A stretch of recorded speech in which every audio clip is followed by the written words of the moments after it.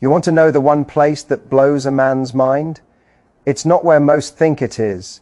It's not under his skin, it's behind his armor. It's the part of him that's rarely touched because almost no one ever tries to reach it. Men walk through life carrying a quiet war inside them. They're told to be strong, unshakable, dependable, but here's the truth: most men are starving for something they can't even name. It's not sex, it's recognition. It's the moment when a woman looks at him not for what he provides, but for who he truly is underneath all that control. That's the pleasure spot no one talks about. The psychological switch that turns intimacy into addiction. Because when a man feels seen, every nerve in his body reacts differently. You touch his soul first, and his body follows naturally. You see, most people chase stimulation, but connection, that's rarer. Connection isn't about touch, it's about permission.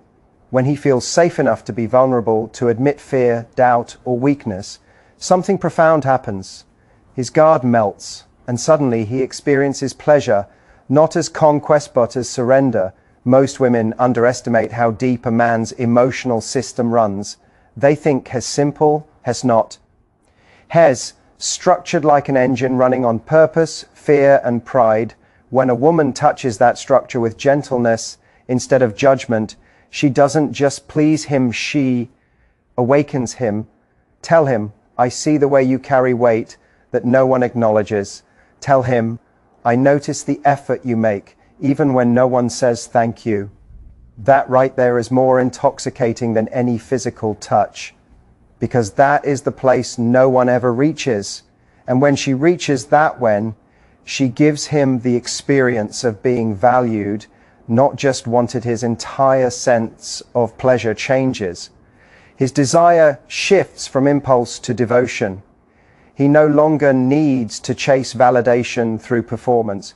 He feels it flowing back to him through trust, through respect, through being seen as human, not as useful. The tragedy is that most men are never truly known. They're admired, yes, desired sometimes, but deeply understood, almost never, and so they build walls. They call it strength, but really it's self-preservation. A woman who understands this doesn't break those walls she waits at the gate. She speaks with calm, with patience, and without trying to fix him. Because she knows the greatest pleasure a man feels is when he doesn't have to perform to be accepted. That's the real Spothes mind, the part that's constantly fighting to be enough. When you touch that, when you make him feel that he already is without conditions, you awaken something in him he didn't know existed. Hell, think about you when Hes alone. Not because you looked good in that dress, but because for the first time he felt like himself in your presence. And that feeling, it's addictive, it's grounding, it's unforgettable. So if you want to blow his mind, don't focus on what every other woman focuses on. Don't chase his body reach, his core. Don't aim for his. Desiree for his peace. Because the man who finds peace with you will never forget you. When he feels truly seen, he doesn't just open up physically, opens up spiritually. And that's where the real pleasure lives. Powerful clothes. The one male pleasure spot that most women never find, iescent, hidden in passionates, hidden in permission. The permission for him to finally be himself, without fear of being misunderstood. Touch that, and you don't just please him, you transform him. Depth over desire, that's where true power lies. Because desire is cheap, it flickers fast, burns bright, and disappears the moment it's satisfied. But depth is rare. It's forged in silence, discipline, and truth. It doesn't scream for attention, it commands it. And in a world obsessed with surface-level thrills, the person who chooses depth becomes unshakable. See, desire is the language of the moment. It wants what feels good now. Depth, on the other hand, speaks in the language of meaning. It asks, what will matter tomorrow? Desire wants to be seen. Depth wants to be understood. Desire chases validation. Depth builds legacy. A man who lives by desire alone is like a candle in the wind, bright for a second, but gone before anyone remembers its light. A man of depth becomes the fire that warms generations. He doesn't need to prove his worth. His silence does that for him. He's not distracted by applause because he knows what's real doesn't need to be loud. Depth teaches restraint, the art of holding back when everything inside you wants to give in. The world will tempt you with easy pleasures, quick recognition, shallow victories, but every time you choose patience over impulse, principle over temptation, you deepen your roots. And roots are what keep you standing when storms come. The truth is, desire can make you popular, but depth will make you respected. People might be drawn to what you do, but they'll stay because of who you are. That's the difference. A man driven by desire will always chase a man built on depth attracts by existence alone. Depth requires courage, the courage to delay gratification, to say no to what feels good in favor of what feels right. It demands that you understand yourself so deeply that no outside opinion can define your value. When you reach that point, desire stops controlling you. You start controlling it. Think about it. Most relationships, careers, even dreams fall apart because they were built on desire, not depth. Passion fades, excitement dies, attraction weakens. But depth, the ability to stay consistent, grounded, and committed, that's what sustains. When everything else fades, depth remains. When a man masters depth, he doesn't chase thrills, he creates meaning. He stops asking, who notices me? And starts asking, what am I building? He becomes the kind of person others trust, follow, and remember. Because he doesn't just move with emotion, he moves with intention. Depth is the quiet force behind every truly great man. It's what separates the disciplined from the distracted, the creators from the consumers. The man who understands depth no longer fears losing people or things, he only fears losing himself. And that clarity makes him dangerous in the best way. When desire whispers, take the shortcut, depth answers, earn it. When the world says, look good, depth says, be good. When temptation says, you deserve this now, depth says, I'll deserve it when I've built it. That's power, that's strength. That's the difference between men who live for attention and men who live for purpose. So stop chasing what excites you and start building what fulfills you. Don't fall for every fleeting spark. Cultivate the flame that doesn't die. Because when you live with depth, you don't just attract pleasure, you create peace. And that peace, that calm certainty of who you are, will always outlast the noise of temporary desire. Depth over desire, not because you don't crave, but because you've learned to master what you crave. Not because you don't feel, but because you've learned to direct what you feel. And when you do that, you become the kind of person no momentary thrill can control and no shallow world can shake.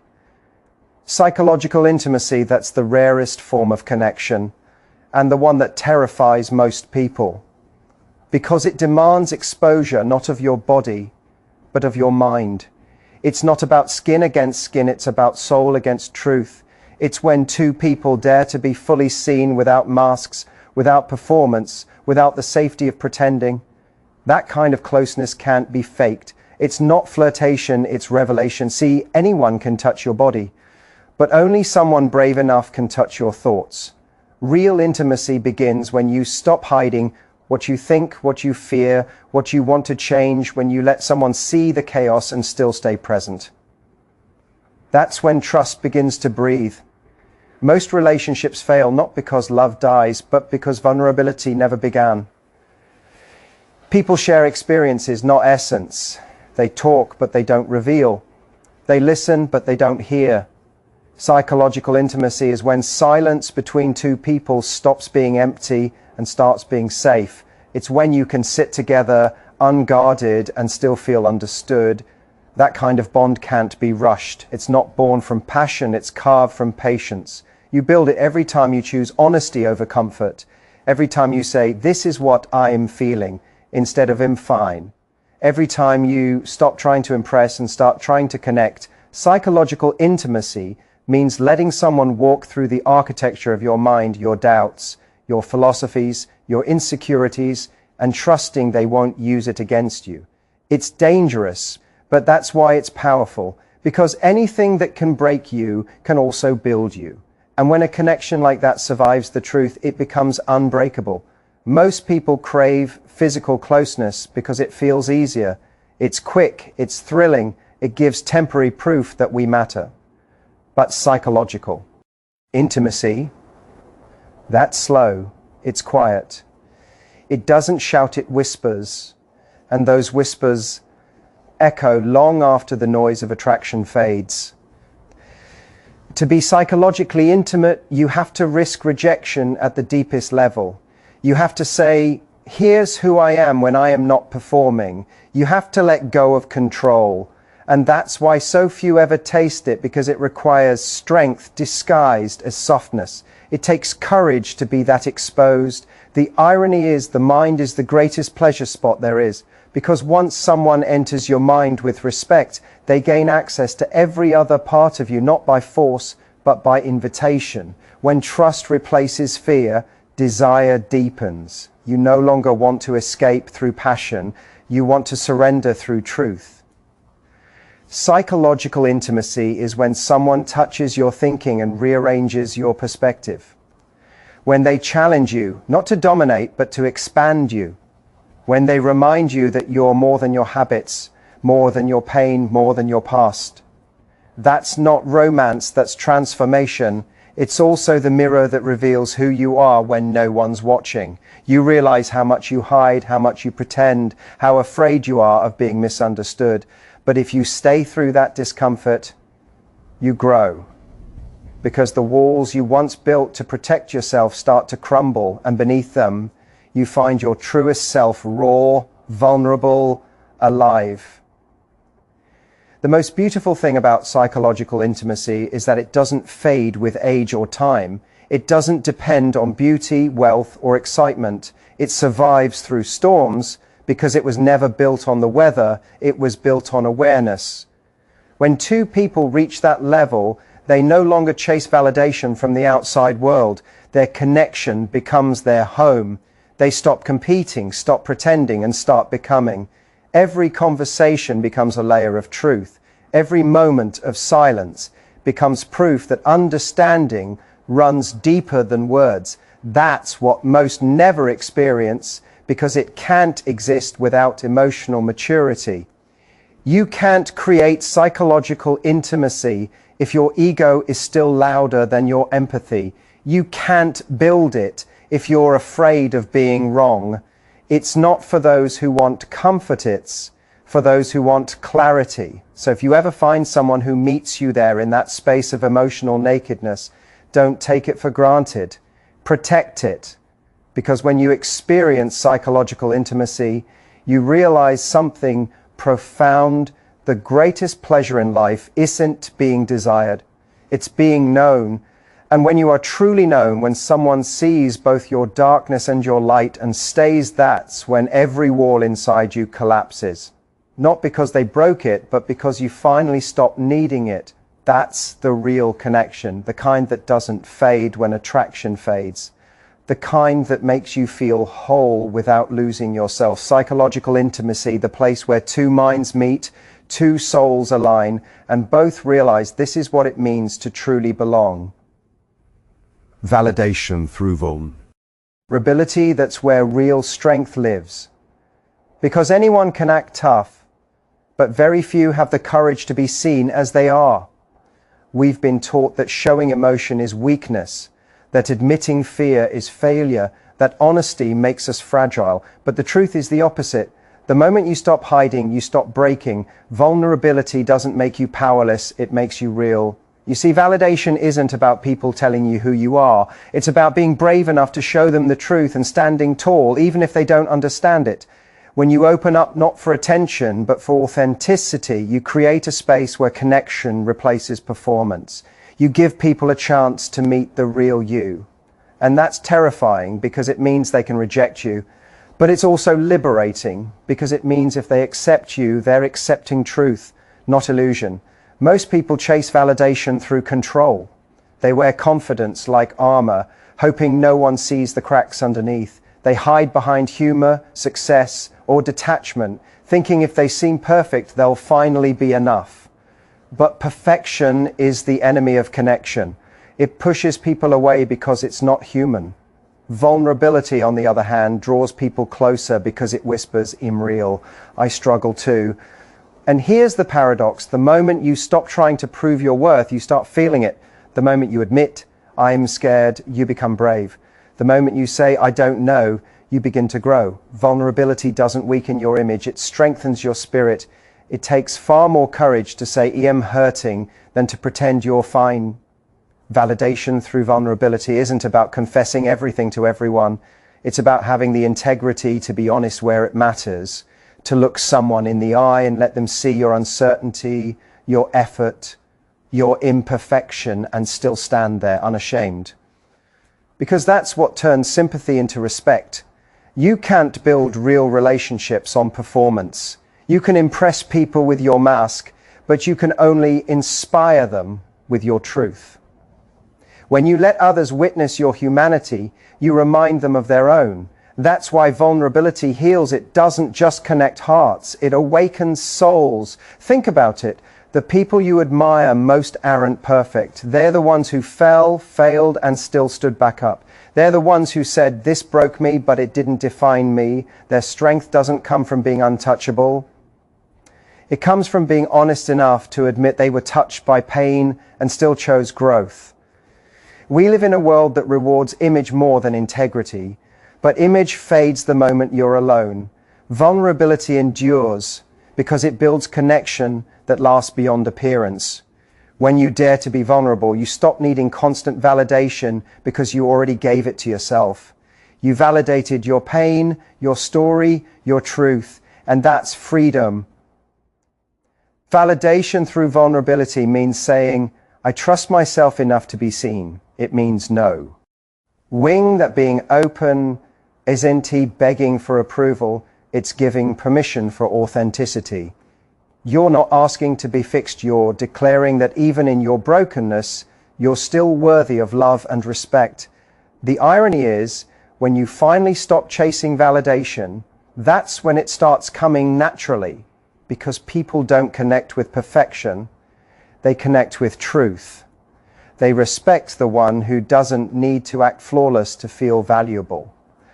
That quiet confidence born from self-acceptance is more magnetic than any performance could ever be. So open up, not to be saved, but to be seen. Speak your truth, not because it guarantees understanding, but because it honors your soul. Let the world witness your depth, the parts that tremble, the parts that hope, the parts that still heal. That's not weakness, that's wisdom. And when someone sees that side of you and stays not out of pity, but out of recognition, that's the deepest validation of all. It means you don't have to pretend to be lovable anymore. You already are. Real validation doesn't come from applause, it comes from alignment. When who you are inside matches what you show outside, peace replaces performance. You don't have to hide behind pride or prove through perfection. You simply exist honest, whole, and real. So stop hiding your heart behind walls. Don't protect your truth so fiercely that you forget how to live it. The courage to reveal yourself is the beginning of real power, because validation through vulnerability isn't about what others give you, it's about what you give yourself. When you finally say, "This is me," no armor, no act, just truth, connection before stimulation. That's the difference between depth and distraction. In a world addicted to instant pleasure, everyone wants the feeling, but no one wants the foundation. We chase sparks, not substance. We want the thrill of being wanted without the courage to be known. But stimulation fades fast, connection doesn't. Stimulation excites you, connection anchors you. You see, stimulation is easy, it's chemistry. It's the rush that floods your veins when someone touches you, looks at you, or says the right thing at the right time. But connection is harder. It's emotional truth. It's the moment when someone doesn't just touch your body, but touches your mind and your values, the part of you that can't be faked. Most people confuse attention with intimacy. They think being desired means being understood. But desire without depth is hunger without nourishment. It feeds you for a moment, then leaves you emptier than before. Real connection, on the other hand, doesn't need constant proof. It builds silently through consistency, through honesty, through time. Connection before stimulation means learning to slow down in a world that glorifies fast. It means asking, "Who are you?" instead of "What can I get from you?" It's the discipline of being interested, not just entertained. And that's where real power lies, in restraint. Because anyone can chase a feeling, but only a few have the patience to build a bond. When you prioritize connection, you stop settling for temporary highs. You stop confusing chaos with chemistry. You stop needing drama to feel alive. You begin to realize that peace can be more intoxicating than excitement, that being understood can feel better than being desired. The truth is, stimulation without connection is just escape. It's a momentary relief from loneliness that always leads back to it. Connection requires work. It demands emotional exposure, patience, curiosity. It asks you to listen, not to reply, but to understand. To care, not because it benefits you, but because it matters. In real connection, the attraction isn't just physical, it's psychological. It's when someone's thoughts challenge you, their calm steadies you, their presence heals you. You don't just crave their touch, you crave their truth. That's when relationships stop being transactions and start being transformations. Stimulation gives you attention. Connection gives you purpose. One burns quickly, the other sustains through storms. The reason most people feel empty after passion is because they gave their body to someone who never earned their soul. They confused intensity for intimacy, but intensity without intention is just noise. Connection before stimulation means you value meaning over impulse. You'd rather have one person who truly sees you than 100 who only notice you. You don't need constant fireworks, you need the steady warmth of understanding. Because when connection comes first, stimulation becomes sacred. It's not a way to fill a void. It's an extension of something already whole. When a man feels deeply connected, his desire changes. It's no longer about conquest, it's about communion. He doesn't just want her body, he wants her peace, her perspective, her presence. And when a woman feels emotionally secure, her openness becomes effortless. Her body follows where her heart feels safe. That's why the strongest attraction isn't built in moments of passion, it's built in moments of trust. Real connection is quiet. It's two people who can sit in silence and still feel understood. It's being able to say less because the other already knows. It's laughter that isn't forced, touch that isn't demanded, love that isn't conditional. That's the kind of stimulation that never fades because it's not chemical, it's spiritual. In this generation, people rush everything, the talking, the touching, the titles. They want the reward before the relationship, but anything rushed rarely roots deep. Connection requires patience, and patience is a form of respect. It says you're not an object of pleasure, you're a person of value. And when that's the foundation, even desire becomes meaningful. Connection before stimulation is about maturity, knowing that what feels good now might destroy what could have been beautiful later. It's choosing depth over dopamine. It's understanding that the body follows where the soul feels seen. When you build that kind of bond, physical closeness becomes something more than pleasure. It becomes peace. So don't chase the one who excites you the most, seek the one who calms your chaos. Don't be impressed by how fast someone can make your heart race. Be impressed by how deeply they can make it rest.